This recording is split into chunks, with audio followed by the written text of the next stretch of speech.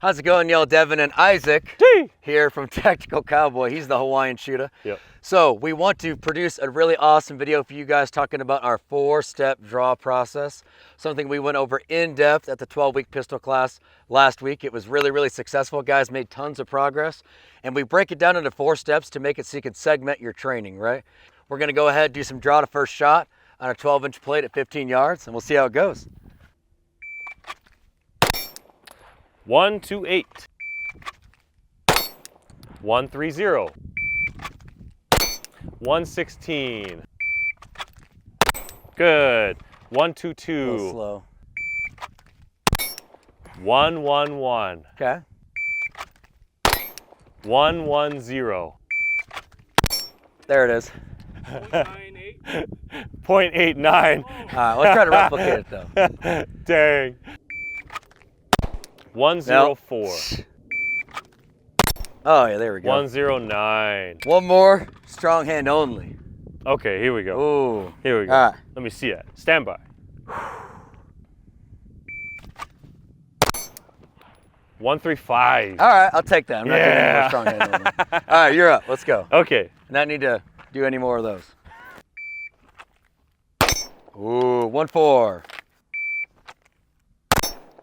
139. 124. Nice. 120.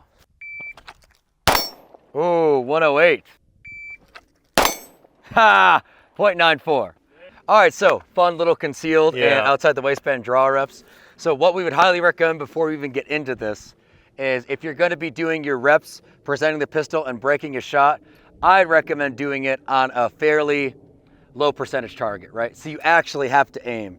If we were at 5 yards on a full-size IPSC piece of paper, we could just point the pistol. Yeah. Now we did both just point the pistol and do fairly successful hits, but that's because we rep it out over and over and over and over again with small targets, right? If you're good to go in a second or a sub-second from 15 yards on a 12-inch plate, you're for sure good to go sub-second at 7, 5, 3 yards, defending yourself or running the competition stages like Tommy and all these other guys love to do.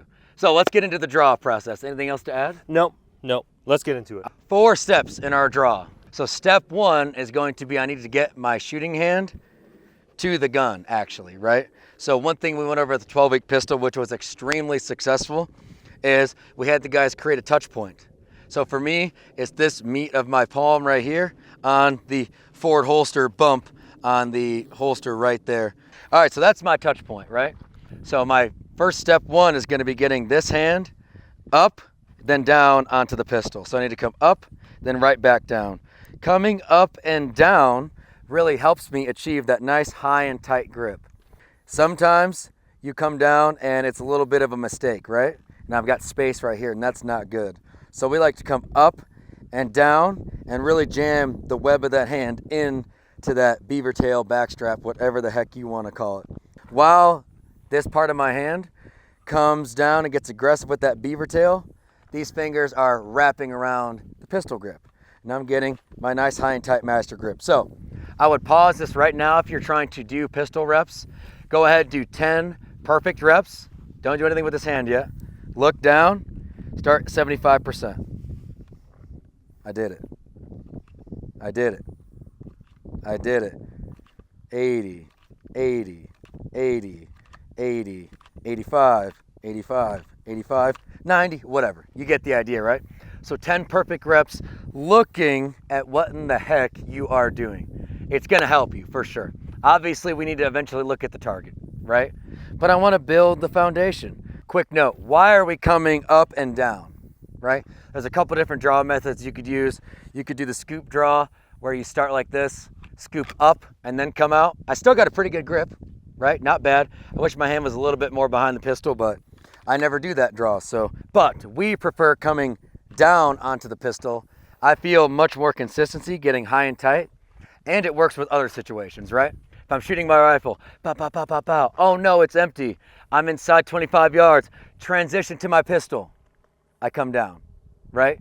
If I'm like, hey man, I don't want any problems, boom, I'm coming down. If I'm at the steel match that me and Tommy did, they're making you hold your iPro, I'm coming down. all these different situations, I'm coming down onto the pistol. Yeah, so another big point, the reason why we encourage people to really dig into it and go down, not just for the concealed and outside the waistband, but it's for those that actually have that job where they do wear it, kind of the duty belt setup. They do have a retention system for like a level 2 or a level 3. They do have to go down to defeat all of those retentions. And if you were to go for the scoop draw, probably not going to be the best results, right? So you're going to have to defeat all of that with your thumb by actually getting the good grip, manipulating all of those retentions, whatever it may be, and then presenting out. So I think that's why I always choose to go digging down into it, or really going for the high tang grip instead of going for the scoop draw. Not just that, but I mean, for me, I have to do it for concealed. It is part of my job, and I just make sure I'm very deliberate. So tagging on with what Devin was saying is make sure you're really deliberate with your draw process from step 1. What we're talking about right here specifically is the step 1. So be very deliberate on that and you will be set up for success. Promise. Now, what do I do with this hand? This is going to be very, very, very key. So we like to bring this hand up to the midline, getting ready to meet the pistol as I bring it out, but also getting the hand out of the way so I don't flag myself with my muzzle. And thirdly, to help this hand move a little bit faster. So, you know, sprinters pump their arms. This really, really, really helps me get the gun out. I would say a solid 10th faster when I started it. One of my buddies overseas showed me this tactic, and it works really, really, really well. It's crazy. One thing I notice when I move this aggressively to my midline is this hand moves faster without any extra effort. So if I just sit here and I try to move this as fast as I can, I've got a lot of tension and I feel like I can make a lot of mistakes because I'm really trying to move as aggressively as possible. Now if I just add my entire body into it, I can move this hand quickly, this hand, and this one, not saying I'm forgetting about it, but I'm moving in a natural pattern that I always do if we're sprinting at the gym or all this kind of stuff, and things just seem to flow. And it also helps your concealed draw because then you're moving the garment much faster. Anyways, now we're gonna do 10 more reps, okay? I'm looking down. I'm gonna just move this hand and then get aggressive with it. Oh, that felt nice. 1, 2, 3, Good. 4, Good. good. Yeah. 5. I'm drilling. Okay, if I feel good about this, now I'm gonna shift my focus to the target. See if I can replicate it. 1, 2, 3, 4, 5. Ramped it up in intensity a little bit every time. Yeah. Awesome, awesome. If I can get this fast and on point, the rest of my draw generally goes pretty much perfect if I can achieve those two. So this is for the belt setup, right? Now we got to talk about the inside the waistband concealed setup from the appendix. One thing that I definitely want to get out clear right now, whether it be from appendix or even 3 o'clock or even 4 o'clock, is try to just take out the excess motion. You don't need the unnecessary movement because that's going to throw off your natural point of aim. And what I mean by that is you have seen, maybe you guys have seen this, where a lot of people do come back like this, especially in movement as well. I get it. They're trying to come back and then they start to fight the gun with the recoil moving backwards. Try to keep yourself in that natural point as if you were to brace for something, whether you're going to be taking off left, right, or north and south. So with the left hand, just like what Devin was saying, this is a solid repetition for those that want to go concealed from 3 or even appendix. Get the left hand and right hand moving right about at the same time. And I'll explain why. One, you have to defeat the garment first, right? So what I like to do is that point of reference, what Devin was talking about, what I like to do is 1 handspan length from the seam is what I like to do so that way I'm grabbing all of this material and I can deliberately pull it all up. You can draw it from here, that's up to you. Just get some practice in like we were talking about before, because yes, you are defeating the garment, okay? Or you are bringing up the garment. Now for the strong hand, because I can't really dig into it and it's not going to be as consistent, what I'm doing is doing my point of reference again, and I'm using my second knuckle from the thumb, and that's going over where the back plate of the Glocks are. And that's my point of reference. And the reason why is because when I need to wrap around, you guys can kind of see it, I'm actually getting a really high grip right from the start. So that's my point of reference, right? So when I actually bring it out, right there, we're set up for success. It's really high and tight. So for step 1, easy. If you need to look down, go for it. Look into it, and getting those points of reference, bringing the garment up to right between the breast and making sure my second knuckle is over the back plate. That is going to set you up when you go into position 2. Now, the one thing that I do want to say when you go into position 2, which is compressed ready, is you kind of see this elbow right here dropping or tucking in. The elbow is going to now orient the gun in the direction of where your threat or your target or whatever you're trying to shoot at is in front of you. So kind of keep that in mind, so that way you don't do something like this and you bring it out, it's kind of here. You're flagging all your buddies on the range, or you're not being deliberate or where you want it to go. Think about the elbow, because now you're here, and what you want to do is just tuck it in and then roll it forward. That will give you a good consistent draw to make sure everything is pointed downrange. Nice, solid. Yeah, so position 1 from outside the waistband or inside the waistband, highly recommend you do tons and tons and tons of reps, achieving that perfectly. If you achieve it perfectly, you're going to be golden. So let's talk about numero dos. Dos. Yeah, dos. Position 2. So very simple. I'm still going to retract back from looking at the target, and I'm going to look at what's going on in my hands. Step 1, boom. Okay, I did that aggressively because I've been repping out, right? Now let's go step 2 a little bit slower. This hand's already ready to meet and greet. Pistol out, drop the elbow. Holy cow, it all came together just like Isaac just showed you guys. Then by this point, I need to achieve my full grip. But you need to figure out those touch points. For me, all these fingers interlace into these knuckles. My thumb ends up nice and high between the frame and the slide, and all those kind of goodies. Another thing I want at step 2 is I don't want my barrel down. I want my barrel up. I want to orient it at the target so I can engage the target, right? We're thinking of shooting for defensive purposes or operational purposes, right? If Isaac's a big bad guy and he's trying to come at me, I need to be able to engage right here, right? I don't necessarily, for me personally, want to come from point A straight to point B, right? Trying to get the gun out here as fast as possible. That'd be nice. I want to get the gun on target as fast as possible, right? And for me, that's going to be much easier to achieve at this position right here. You got to train here, you got to practice. And I'm not giving the gun away to anybody who's moving forward, advancing on me. I know. Is it super likely that that's going to happen to you? Maybe, maybe not. Whatever, right? That's just what we train for. Now, if you're doing solely, I need to get the gun out here as fast as possible, 100%, there's no other consideration. You might want to hit up this scoop draw situation. I mean, I got out there pretty freaking quick. That was really good. Right? Yeah. And I could retract if I needed to, but like Isaac's talking about, your reps are going to dictate what you're going to do under stress. Absolutely. Yeah. Absolutely. So I want to come here under stress, be ready to shoot here, here, here, here, all that kind of stuff. Finger on the trigger or not, right? Personally, for me, I do go finger on the trigger at step 2. Show you slow-mo. Step 1, boom. Step 2, once that muzzle gets oriented at the target, I'm going to get that finger on the trigger, full grip, and then I'm already at the wall. Another thing I like about this is, since my grip is so high and aggressive, I'm not trying to fight my fingers to try to get in there, you know? And if I'm deploying this guy from concealed especially, or in any kind of defensive situation, it's probably for a reason. I'm not saying you have to shoot. You should always be able to have the mental wherewithal to not shoot. Okay, maybe I shouldn't break this trigger.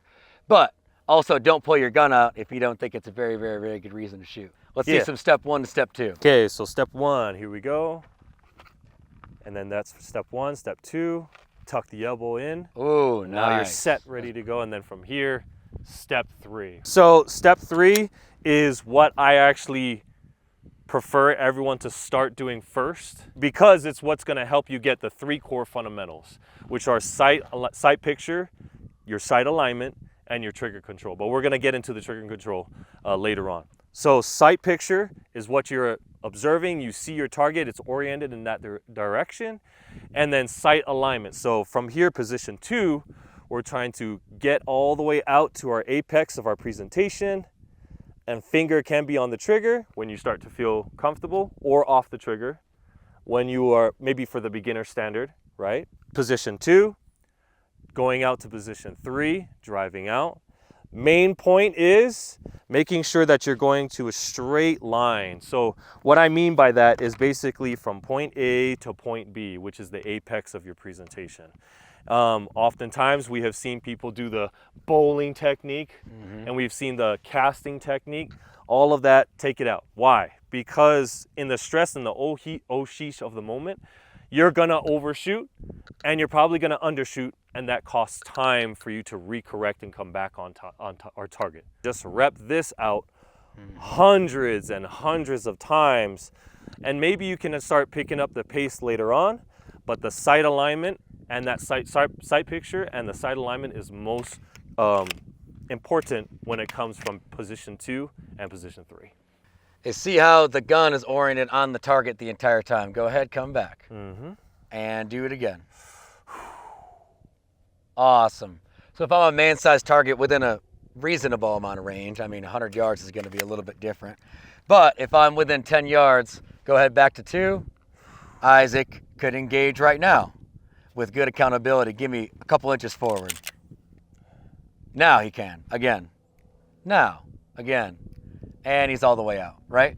So at any point during that presentation, you're gonna need to have a solution to break accurate shots. Yeah. Very, very, very key. Yeah. And when he says straight line, he's not saying bring it up here and punch straight out. He's saying this line from here to here. Yeah, I get it. It's a diagonal line, but it's still straight. It's not curving around. So it's not looping down or looping up to try to get that end sight picture. And so when I'm here at 2, looking at the pistol, and I present out the 3, I'm driving that front sight out to the target.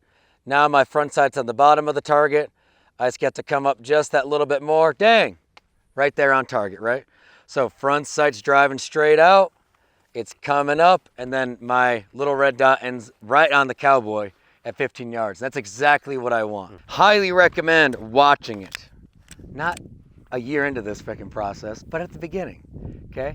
So, again, let's do a couple more reps. 1. Nice, feeling good about this. 2. Okay, got my grip. 3, watching that come in. Nice, I'm pretty happy with that. Let's go ahead and reverse.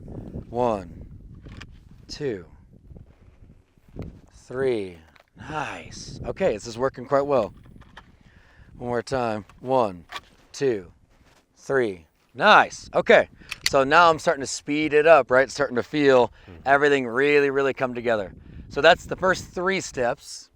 Step 4 is actually not part of the draw at all, but we found it to be extremely, extremely, extremely important, especially when you're trying to go for accountability and saving the day. If you don't implement this part, if you don't focus on it, you are not going to save the day, and that's the trigger press. Dang, that was beautiful. That was beautiful. Why is it an important part of the draw process? Because that's the whole reason why you're getting the damn gun out. Yeah. Is to make an accurate shot. Whether it's at 2 yards or 25 yards or 50 yards. You're trying to hit the target. You're not trying to scare the target, right? So we make it a big emphasis. What I would recommend, once you've watched yourself do all this ever so perfectly for many, many, many reps, again, 10 of these, 10 of these, 10 of these, and then 10 clean trigger press. Now I would like you guys to have somebody else help you on the range and call it out for you. So if you've got the foundation where everything is working nice and beautiful, let's go ahead and add some speed with not messing it up. So I'm going to be coaching Isaac, right? Have a buddy do this. Have your wife do this so you can impress her, right? She'd be like, damn, my husband can draw the pistol so fast. Yeah, that's good. That's a good sign right there. If she's into it, that's good. All right, so I'm going to call out the numbers for him. I'm going to go 1, 2, 3, 4. If I go 4, he's going to break the trigger. We'll go dry first. Okay. Yeah, so we're going to go dry first. I might just go 1 to 2, and I'm assessing where he's at. But I want him moving as fast and aggressive as he feels comfortable with, so we can make sure it's right, and I'm going to be watching him. You could do this on your own, which is kind of sad, because you need to get some friends.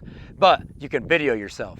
Yeah. Then do a bunch of 1 to 2s or 1, 2, 3s and watch it on video. Very much encouraged. Yeah, you can send it to us, and we'll help critique you, and we'll help you get better. Yeah. All right, you ready? Yeah. And 1. Nice. How do you feel about that? Good. Very high on the grip where I want it to be. Beautiful. Yeah. That's fantastic. All right, let's do it again. Reset. 1, 2. Ooh, nice. Go ahead. Now I'm going to have him look down. And is your muzzle oriented at the target? Yeah. Yeah, so he could see left or right. I could see if it's up or down, right? So he's good to go. Reholster. Okay. Beautiful. And he chooses not to have the finger on the trigger yet. That's totally fine if that's what you want to do. 1, 2, 3. Ooh, so he did go finger on the trigger that time. Yeah, back when I learned to shoot a Glock in the Army, it wasn't get to the wall right here. It was 1, 2, fingers off the trigger, extend your arms to present the pistol, and prep the trigger. Yeah. It was extend and prep. By the time I get out here, I need to be prepped. I'm prepped. But we kind of took it to that next level where we might want to break shots here, right? Exactly. Even some of those competition homies that we train with, I mean, if the target's at 3 yards, you can start shooting right here. Right here, yeah. Bow, bow, bow. Right? Very, very, very easily, depending on your target distance. All right, so now, as Isaac's homie, I'm going to keep helping him rep it out. Go ahead, reholster. And you going live or dry? Still dry. Still dry. All right, here we go. Uh-huh. And 1, 2, 3, 4. Nice. I'm really happy that happened. When you kind of got caught a little bit up on that thumb, that's something you were talking at the 12-week pistol class about? Go ahead. It's important for you guys to get that out of your head. You feel that, oh, I have to reset my whole draw and then represent out. You're going to want to have to fight through it, right? You don't have that time. If you think about it and the threat is coming after you, you're not going to want to be, hold on, let me just do that real quick and then represent, right? No, you're going to just fight through the whole thing. This is what you're going to have to deal with. Now, to eliminate that type of a process so it doesn't happen a lot, just make sure that you're very deliberate with your draw steps from 1 to 2. And then from there, you will probably not make that happen where you're getting hung up on here. And it's not about this that's happening here. It's about letting this go too soon. And now you're set in this position where your thumb is now driving out with your shirt. What you want to do is just slightly one before the other. And what I mean by that is as you tuck in the elbow, now you can drop this, the garment, and then follow on through with your step 3 and 4. Yeah. But again, we recommend if that happens to you, once in a while. If it's every other rep, that's a problem. We need to slow it down. Yeah. But once or twice out of every 100 reps, you get hung up on your shirt a little bit, fight through it. Make a mental note, oh, I messed that one up. But don't always get back into, okay, oh, reset, present out. Yeah. No, you can easily fight through it, no problem. Yeah. Especially if you're talking self-defense or defense of others at very close ranges. You can break shots easily without even getting on the sights with a good natural point of aim from doing this drill, especially making sure position 2 is ready to rock and roll. I can break shots on a target within a decent amount of reason here or here, right? This isn't going to cause me any issues. I can still get the job done. Is it ideal? No, because I have to come out and present back out, but I can do it. And I want to have a solution no matter what. Yeah. You just want to eliminate all of those things by being deliberate with your draw first. Yeah. If you do that, the muscle memory will come in right after that. You will not make those mistakes. Guaranteed. Awesome. Guaranteed. So let's do a couple more reps with Isaac. I'm still coaching him through it. Ready, step 1. Oh, nice, reset. He's trying to go too fast. All right, step 1, 2, 3, 4. Well, that was solid. So if he's looking solid, I'm going to go ahead and release him. I'm just going to say threat. And he's going to go through the whole process with a good dry fire. Ready? Yeah. Stand by and threat. Nice. I like that he did that. Notice how he didn't click immediately, right? Like we said way at the beginning and we were showing you guys, have a deliberate shot that you need to make. He could always break the shot easily, right? And then, oh, I got close or I hit it or I don't know. I would rather have you guys present the pistol, red dots right on that cowboy, right on your steel target, break. Nice and clean. You can always go faster. But if you don't train to a high level of accuracy at the beginning, you're not just going to magically attain it. Yeah. Yep, so we're at 15 yards. And what were we getting at the beginning? Just over a second? Yeah, it was like a second 20. 1-1s, 1-2s. My slowest time was like 1-4 from concealed. Which is pretty good. Yeah. Which is pretty good. Yeah. Again, not a giant target, right? Train on something that actually matters. Bill drill is a really good one that we like to emphasize after we teach the draw, because now you have to draw, precise target, great, I got that. Now draw semi-precise target because you're closer, but you got to shoot 6 fast. So you need to be able to control the gun, because I don't know about you guys, but I think it's going to be pretty likely that if you use this in a defensive situation, you're going to shoot more than 1. And in competition, you got to shoot at least 2. Yeah. So you might as well be able to shoot 6. All right. Get one. Yeah, let's see how it goes. Okay, stand by.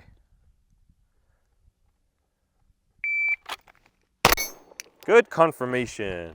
And 1, 2, 2 was that time. Now, I will say if you guys are doing it where you're, keep going, stand by. If you guys are doing it with someone, definitely pay attention to what they are doing so you can have a second buddy, so you as a coach, stand by, can actually help them out as they do their draw process. So right there, everything's looking pretty solid. You can give them their encouragement, what they need to work on, stand by. And so that way they're getting better.